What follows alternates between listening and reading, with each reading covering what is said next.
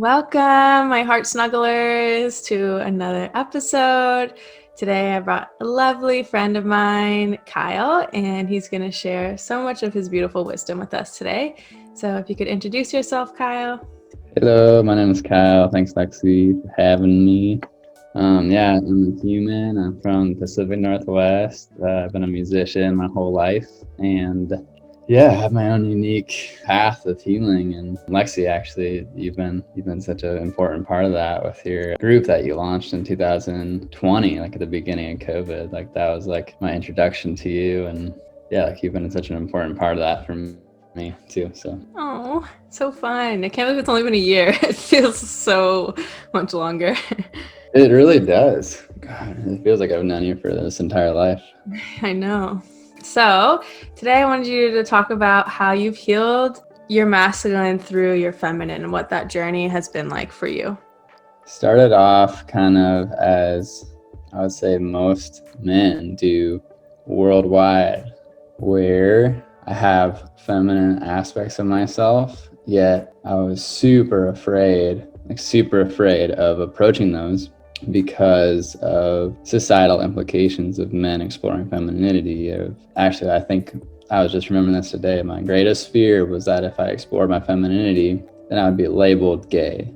Like that was like my biggest fear, and it's really a worldwide thing, like with men, with that. And so, I have no, I love all people regardless of anything, but just for me, I was like, I don't want to be labeled gay because I'm not gonna be able to love who I want,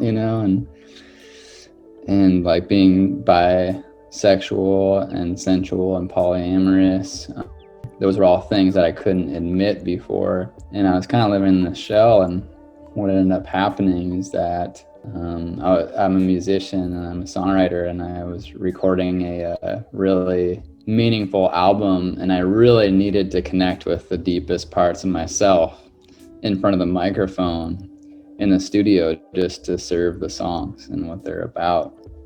So I started this meditation, and what it ended up, and it was beautiful, the studio experience was really amazing. But what ended up happening is that through this meditation, the frequency meditation, I couldn't ignore my feminine aspects anymore. And I feel like that album was like the beginning. It was like kind of like the cusp album of like coming out and just being like, okay, this is who I am. I'm actually a blend of all these different things. And it's just been such an amazing like journey ever since then. And that was at the end of 2018. So beautiful. And just, I only know who you are now. And I just love seeing you're so radiant. And I love seeing people in their truest self, it's because you don't have to like hide any parts of you, and you can just fully be you. And it's great. And you're such an example to so many other men to just soften and explore what they want to explore and to be who they want to be. And so how do you help men who are like super rigid and like stuck in their masculinity to start to explore other parts of themselves? That's a super good question. That's a really good question, actually. I started a men's group. The first one I started was at the end of 2019, and I was in the very rural part of Washington that I'm from called Skagit Valley. I definitely had that thought of like, because I made it public and available for all to access. And I had that thought like, oh, like who's going to show up to this? Like, am I going to get some lumberjack or whatever? I'm sure there are lumberjacks who are very in access for their feminine, but it's rare in Skagit Valley, right? It was a really interesting thing, and definitely vulnerable too, to be like, okay, we're going to make a circle about vulnerability. I'm not sure who's going to show up. Like, this could be really interesting. And when it ended up showing up, who ended up showing up was everybody who was ready for it. And they're ready to talk and ready to be vulnerable and ready to discuss all the things that we had repressed just because of societal pressure. Basically, it's funny with men in particular. It's like, we can't talk about our emotions. So all these things that, are gender norms or whatever are just like cycled throughout our own minds because we can't really like express it, So it was really about that freedom. But as far as, like men who are very rigid and very like I would say, kind of stuck in the machismo image, I actually try to be more feminine in those in those situations. Mainly, I would say to give balance to just the general energy, but also to give them permission, and be like, hey, like, look, like, I'm a perfectly valid human being, and I can like sink into my feelings and notice when things are pretty, and also regard people who are mainly feminine, or women who are mainly feminine, as like beautiful beyond, merely physical or sexual appearances. There's so many other facets to humans, and I feel like that's one of the most powerful ways that we can shift that. How did you shift that from seeing a woman as like just her body to like her beautiful, expansive soul and everything else? That definitely came through approaching my own feminine with respect.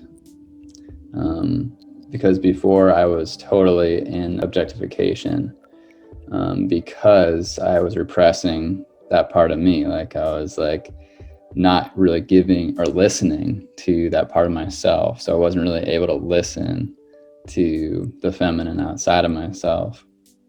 And as soon as I started to like explore, and I thought it was all about sexuality at first, which is really funny like to look back on. I explored with sexuality with men and stuff, and quickly found my thresholds. But then I found also through that it's so much more than sexuality, right?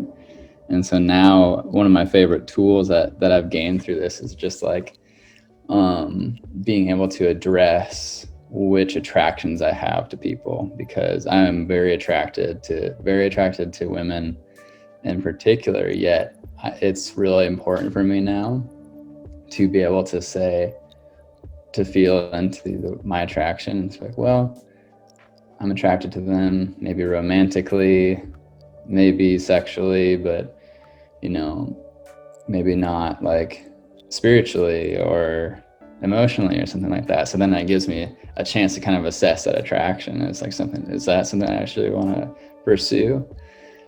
Or on the other hand, like the safer ones for me right now are ones that I'm more attracted emotionally and spiritually, yet not necessarily like wanting a romantic connection, but being able to like tell that person that, and just be very clear and just say like, I'm attracted to you. These are the ways I'm doing that, just so we understand each other. Mm-hmm. And so when you say that, does that like often scare women? Do they think you're being weird? Or does that actually like, do you watch them soften and it creates like a deeper trust? Yeah, it's definitely a case-to-case basis. And most of that actually has to do with communication with Claire, my partner, of like, yeah, I'm really attracted to this person. This is the ways that I'm attracted to them. And so she can get a kind of a view of that too, which kind of goes into polyamory. That's actually the main thing that happens during polyamory, rather than just like having sex all the time or whatever. It's more about just communicating about the ways we feel about other people. But as far as communicating directly with people, it's definitely an energetic basis where that window is open, where it's like, we know that we're attracted to each other, yet maybe some person has to put their foot forward and just say like, hey, like, this is what I'm interested in this connection. So when it's time for that, I guess, is when it happens. Mm-hmm. And to touch more on the poly, how does that work? Because I remember when you guys taught me, like, I was like, so do you just like not care, but it's like you talk through the feeling. So how does it work, like exploring with other people and having a partner, and what happens? What's the process of that?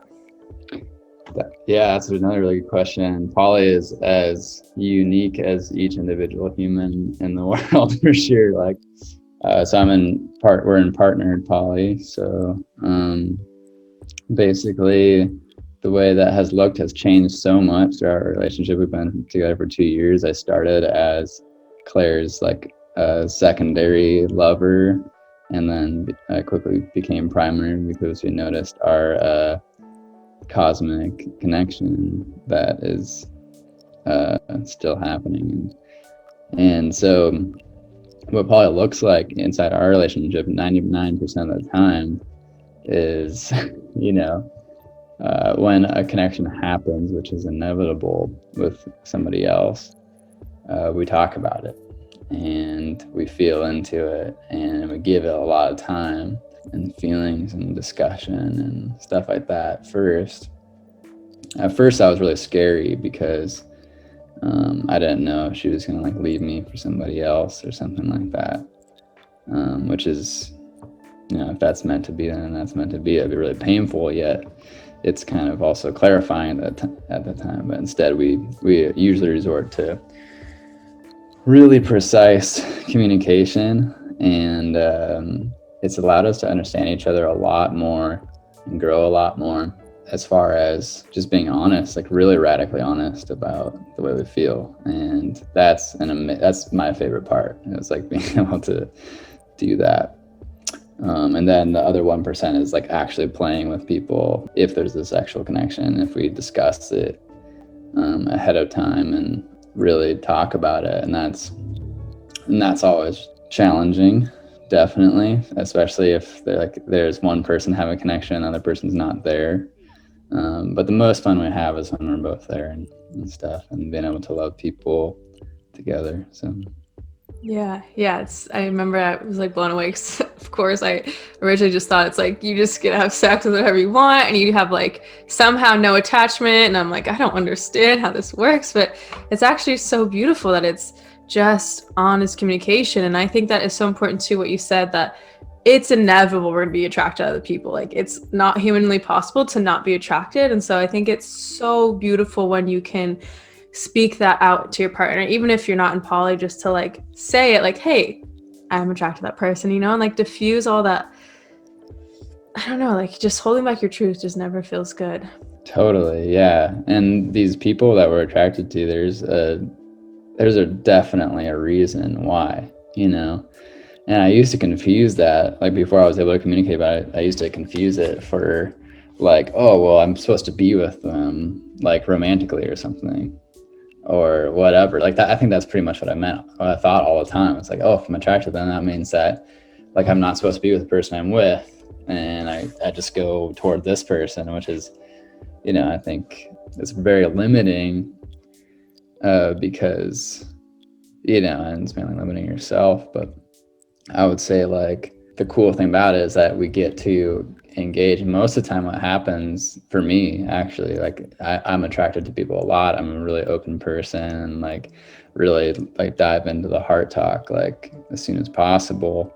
You know, I get this really intense feeling at first when I connect with someone, and then we talk for a while, and then it just happens that we have just like a few messages for each other, and that's it, you know. It's like, you know, we just have these like an interaction or a few conversations that just like open us up in whatever way we need to be at that time, and then we can just move on. You know. That's so powerful, because I too am like, when I feel attracted to someone, it's like so intense, the emotions. But you're right, sometimes it's not meant to be like partnership. It's just like we're here to teach each other something or hold each other accountable in a certain way or expand each other, and it doesn't always have to be. And so if like you can just sit with those and be with those without acting on them, that's so cool. And I love that that's taught you that. Yeah, I mean, yeah, it's so good, especially while we're traveling and stuff, you know. It creates a lot of situations where it's like just, yeah, short connections and really potent connections, because, you know, when you're traveling, your heart's open. Mm-hmm. And to circle back a little bit, you were saying that for you to, I forget what the question was. Basically, you're saying you explore your inner femininity. And what does that look like for someone who doesn't even understand what that means? I guess like this kind of is a question, I would say like kind of a duality in a way, because the masculine and the feminine, that's the duality represented in this situation. And, you know, gender norms, which a lot of people are breaking free of right now, which I'm super proud of humanity for this, because they're very toxic in that we subscribe to what we're, you know, told as like being a man or being a woman or whatever, which is just fabricated from expectations, which we can also definitely let go of. But I guess like I think of the divinity, like like the words used a lot, like divine masculine and divine feminine. And I look at a lot like, divine feminine is like nurturing, caring, physical love, and like, just everything that the woman usually represents as far as mythology. It's been a really amazing journey, and I could go all the way through like the different stages, but the most recent one for me actually has been the realization that in a lot of religion and a lot of culture, we're made to believe that transcending our human body is like the ultimate, that God is outside of us or inside of us, and that's what we're meant to do. We're meant to like kind of forsake our human body. And I was meditating the other day here in Michigan, and I realized and I've been spending so much time doing that, like meditating into like alternate dimensions and doing all kinds of crazy angel travel and stuff like that. And, and then I come back to my body, I'm like, oh damn, like I gotta do stuff or whatever. Like what is this existence? But I realized the other day this message came to me, and it was matter, mater, or like maternal, like the mother. And I realized that matter is mother, essentially. And then of course I remember in every tradition ever, it's Mother Earth and Father Sky or Father God, And so it's kind of come to actually like realizing how connected I am, and that I literally am. The cells of my body are made from the mother, like the feminine, And so making that bridge has been the latest thing for me, as far as not forsaking my body and nurturing my body and being a caretaker for my body like the mother would, and embodying that, and allowing my egoic self to be held in that way. That's so cool. I've never thought of that, but it's so true. And I love that you are always deepening your growth and deepening your spiritual practice. And I think that's so beautiful. And to tap onto the ego, I think that's a good topic to talk about for masculinity. And so how have you worked with your ego? Damn, that's such a good one. You ask really good questions. Thanks. I'm really happy to be having. Yeah, you're great. Thanks. Thanks for doing this podcast too. That's awesome. That's such an offering.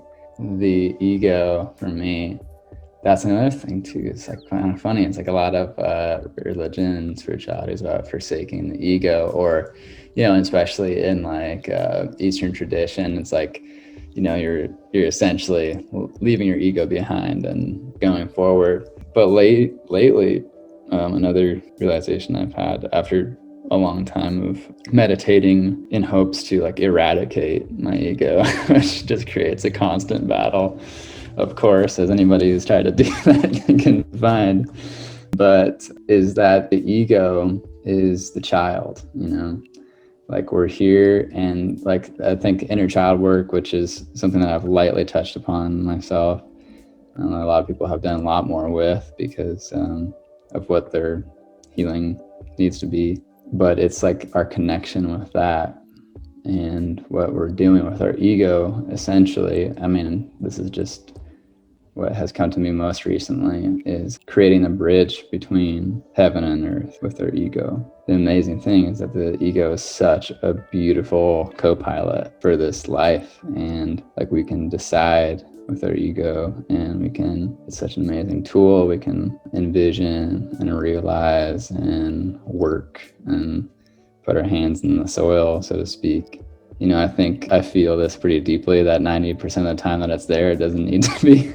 But I think that takes a lot of, that's a lot right there, I feel like, yeah, more making an alliance with the ego. Yeah, and loving the ego from your higher self as a child, and just saying like, hey, like I hear you. I totally understand what you're saying. Like I understand your pain because I've lived it too. Like, let's do this together. Like, you want this beautiful life too, and so let's work together instead of trying to fight. That's so beautiful. I think that too, the same with all those aspects of ourselves, the fear, the shadows, the parts that we've been neglected, the shame we hold. It's like the more we can integrate them and incorporate them and become besties with them, the more they feel loved and feel seen, and they stop like screaming and coming out when we don't want them and like showing up in awful ways. Instead, they're just like, they're hushed down and they're quiet because they're nurtured. And yeah, I think that's such a beautiful realization. And for someone who might just be starting this work and understanding what their ego is, what are some ways that they can practice like quieting that voice and maybe not acting from their ego? Yeah, definitely meditation. The best advice I got about meditation was from another podcast that I really liked for a while. And they just said, just practice. You practice meditating. If it's 1 minute a day, then that's enough. But basically with the first, and I would say that meditation definitely evolves just like everything. The first steps of meditation is just becoming aware that your mind exists and that you're observing it. So essentially, if I sit down right now and I start to think, I think about, what I should be doing, or my job, or, the ways that, like, anything that's not now, right? And I recognize that thought happening, and I know that that's not what I am.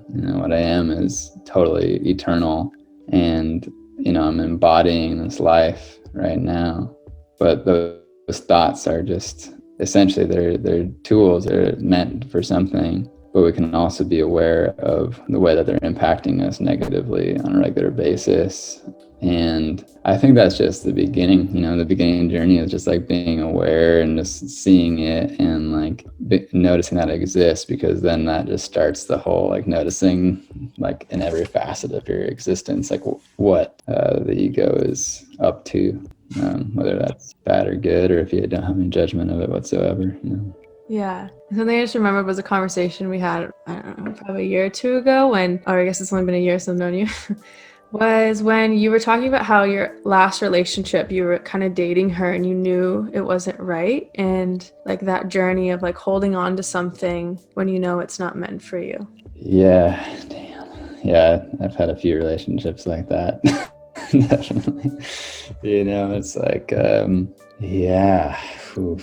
holding on to something when you know it's not meant for you. That's really thought-provoking for me right now.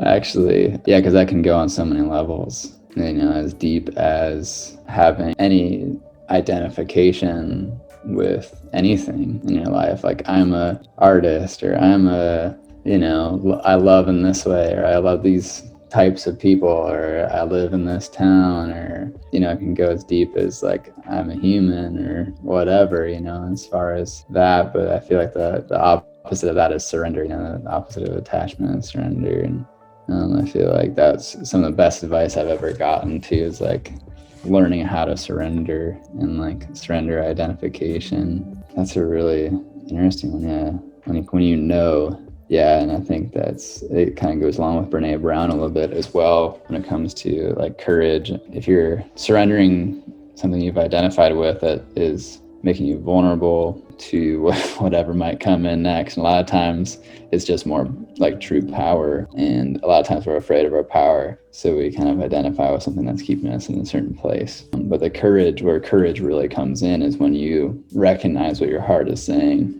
and are able to follow through and nurture yourself in that way. Yeah. So how did you act in those moments once you realized that like this girl wasn't right for me? And how did you like move on from that and release her? And yeah, you're doing so good. God, these questions are great. Yeah, they're like, this is digging right into the core. Yeah, this is awesome. me. It's so good. So let's see. My heart was screaming at me every morning when I woke up. it would not allow me to ignore my true self anymore. And I feel like it was because of the resonant meditation that I still am practicing, actually. And if anybody listening wants to know what that is, they can reach out to me. I'll tell you all about it. I love talking about it. But anyway, so my heart was just screaming at me every day, and attached to my attachment to that person was this idea of myself as well, which was like straight monogamous guy who, I don't know, like I left a 6-year relationship right before that, and then got into this other relationship, and was just finding myself repeating the same patterns. And so I realized that I had to let her go, but what I didn't realize is that it would let go a lot of other aspects of me that I had been identifying with that were largely unhealthy. It sent me into a period of transformative grief for 3 or 4 months, and that was like, I barely survived that.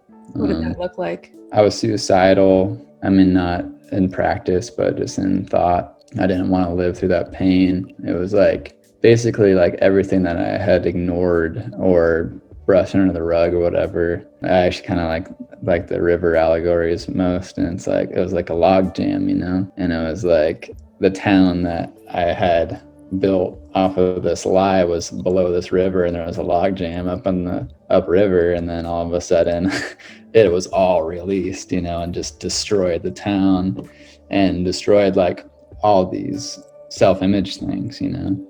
And so that was really hard, you know, and it's kind of trained me to like continue that flow and not let the logs get stuck at the top, which are just, you know, obstacles, or, you know, basically there's just kind of like obstacles that come from being dishonest with yourself. And so it was huge. It was like the most painful thing ever, but it also allowed me to like lean on people who I needed to at that time, and had the right messages for me. And yeah, I was totally destroyed. But it was like the last time that I would repeat those patterns, you know. Yeah, I made sure that the next connections I made were just really true to who I am. And how did you offer, like, as a man, how did you ask for help and lean on someone else in those moments? Was that hard for you? Fortunately, I had been, cultivating a really, really powerful community of emotional people for a lot of my life. And so as soon as I needed that, people were there for me in a big way. Like my mom showed up. Actually, all my community showed up, my friends, and I was living with my best friend at that time, and he's also a really heart-centered man. And so him and I got to just like, you know, love each other in that way. And he just showed up for me in such a big way. And my other friend, like, I remember like her grace was so beautiful. She was like, yeah, anything you want to send to your former lover, because that's the one thing I was like kind of still attached, right? And so she's like, anything you want to send to your former lover, just send it to me. You know, breakup buddies, they're so important. I haven't heard that term before, but yeah, she was my breakup buddy. And so yeah, one of my old friends, Matney, she was amazing. You know, she just like showed up for me in such a huge way. So yeah, the community kind of rallied. You know, everybody knew I was going through a hard time. I wasn't, you know, I didn't hold back from, I guess, telling people about what was going on. I was such a wreck. Like I was just like crying so much every day. But yeah, it was definitely a metamorphosis. Yeah, that's so great that you have that community, and it just shows like every time you actually ask for help, people are there for you. My friend right now is going through a divorce, and she's like, I'm so alone, I have no one. And it's because her partner's been emotionally abusive and isolated her from people.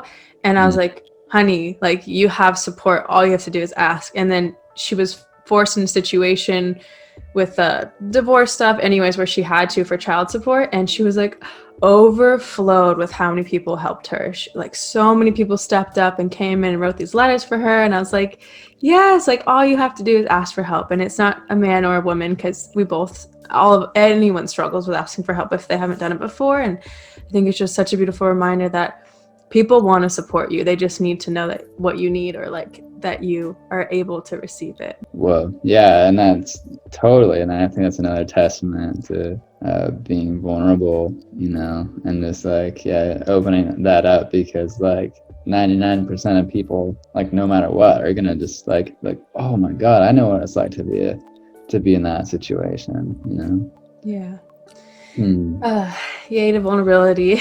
And I want to talk about one more thing, and that's what, as a man, how do you think what's the best way to support a partner or a female? So another practice I've been doing, like here and there, I've been doing this practice lately of going beyond like the personal wounding and going more to the archetypal wounding. So what that looks like is the most healing experiences that I've had, and I'm really called to do this more often too, and with people who aren't even my partner, but is to embody the divine masculine, right? And to realize how much wounding the divine masculine or the masculine has caused the feminine. And really, once you realize that, fully apologize, because it's been thousands of years that this has been happening, that the feminine has been pushed down. I'm just talking about doing it on a personal level, but it's been happening. I mean, you're a woman. It's been happening on a societal level for thousands of years. And to recognize that first is definitely the most important thing, because otherwise you'll be blind to what your partner has gone through and what womankind has gone through. Yeah, I just feel like that's the first step of like recognizing the power of the feminine and listening to their intuition, which is another important thing it's funny because sometimes I forget to do this with Claire. She'll tell me something. She's like, I feel like we should do this. And then like every once in a while, and it's happening way and way less, that I ignore that, I'm like, oh no, I think we should do it, and I'm always wrong all the time, unless I'm functioning from my intuition as well. But I feel like the feminine intuition is really, honestly, the way that the world is going to heal from what we're going through right now. And we all know what that is. We all see it. We're all part of it. And so as partners of people with feminine, we're actually here to aid that and to cultivate safe space for that to exist, and trust for the feminine, and really embody that and practice that on a day-to-day basis. And I hope that somebody is listening right now who is ready, to treat their partner with that kind of reverence. And how does a man hold safe space for a woman? I mean, I guess all I can speak of is my own experience, but I feel like connected with, emotionally mainly, but with so many different women who, have different paths in our lives and are different things that they're empowered by. I think this is what I need to hear right now. So I'm going to say it, but I think it's just like really, truly regarding and listening and not having a response and being able to say, okay, period. And allowing like true equality, because you can't forsake who you are. You can't just like follow somebody just because they're because you think you should or whatever. That's not what I'm suggesting, but just like being true to both of you and making sure that both of the voices are heard, or all the voices are heard, You do a beautiful job of holding space. And I think just that simple listening factor, not trying to fix, and just allowing me or whoever you're with to just say whatever is on their heart, and with no judgment. I just never feel like, what is the word? Yeah, I just feel really like held in your presence, and no matter what I say, you're not gonna you have the emotional capacity to hold space for me, and nothing I can say will like freak you out, or you won't know how to respond. And I'm trying to think of how a man who might not know how to do that can do that. And I think it's just like you're saying, going inward and holding your own emotions and being comfortable with your own self. And that way you can hold space better for anyone in your life, especially man to man, but woman to woman too. Because when you can just hold a woman, then she can fully surrender. That's like the best gift ever. Energetically, I'm talking. Wow. Yeah. First of all, thank you for that like affirmation. I'm really happy that you feel that way, and because I love having our connection. Also, another thing just came to me when you were saying that, as far as like, you know, a man who isn't ready for that kind of connection with themselves. I feel like the most, like a key word, a key word for that kind of work is like bravery. It's like true bravery. It's the hero's journey to know oneself, you know? And I feel like a lot of times we equate bravery with how we're perceived externally. And so, like, if there, you know, are any men listening right now who are like, are that way, like, I really do believe that it's the next step of bravery is being able to be brave enough to approach those feelings and whatever's going on inside of you and really get to know who you are. I can't think of anything braver, actually, because you're kind of forsaking a lot of systems and structures that are in place to support outdated and unuseful like normalities that don't really serve that person. It's really stepping on a sovereign path. And it's just like, I can't think of anything more brave, you know? Yeah, I so agree. I see it all the time in myself. And men, like, society's like, brave means you're strong and you have no feelings and you're never scared and all these things and you're a CEO, whatever the things. It's like, actually being vulnerable is the bravest thing. Like, that's the scariest shit out there. And so if you can be vulnerable and like be in touch with your emotions, that shit is superior bravery. Yeah, and totally. just like, and if you're just starting, like for me, it was like podcasts, it was books, and then getting comfortable enough, like finding people that are safe enough to talk about these things with and aren't gonna criticize you. And I think a lot is shifting in the world right now. Like most people, I don't want to say most people, but there's a lot more spaces where you can have these conversations and people know that, you know, you're human and it's normal. And I noticed the more and more you open your heart and the more vulnerable you are, the more that gives permission to other people to do the same and for them to heal those parts of themselves. And it's just like this beautiful domino effect. I hope more people can be vulnerable and in touch with their feelings. Oh, that's so good. Yeah. Gosh, I agree with you so much. Yeah, I really feel like, yeah, there's a collective consciousness shift that is happening right now, and we're a part of it. And you are contributing, and we're both contributing right now by like putting these conversations out there, because it is kind of like changing the normal to having these conversations. Like the other day I was in a laundromat some town, and I like connected with this person who was just like so lit up, and everybody around us, you know, I don't know, I don't mean to be judgmental, but maybe they weren't in that spot or whatever. But me and this woman has ended up like proceeding to talk about some of like the, you know, most intense like healing, like Jungian, like universal subconscious stuff, like just like blatantly openly in this laundromat or whatever. And I didn't feel ashamed like at all to do that, you know. I didn't feel like held back or whatever. And I think it's just because of the practice now of like running into so many people who are coming into this space. Yeah, so beautiful. Oh, yay. Thank you so much for this conversation. And I'd love for you to share with the listeners of any offerings you have right now and where they can find you. I mentioned before, I'm a musician. The album that my friends and I created, that was kind of the catalyst album to, it was like we recorded like right before I basically came out into myself. The album's called All of Us, and the title track could not be better timed like right now. All of Us is a really great record. The band's called The Sky Colony, and you can find us at theskycolonymusic.com. And my friend Tom from OGS Records will mail you some merch if you want that. It's a really good album. Also, you can just shoot me an email if this speaks to you, because I'm actually gathering people who are interested in this kind of stuff to start another virtual group. I'm thinking it's probably going to be free. It's just like I'm going to probably do minimal work on it as possible, as little as possible, but just basically collecting people who are ready to have conversations. I'm just going to be basically moderating it, but that's going to be called Resonant Masculinity, Healing Through the Feminine. And my email is Kyle Kyle at Findley-Meier.com. And that's spelled F as in Frank, INDLEY, M as in Mary, EIER.com.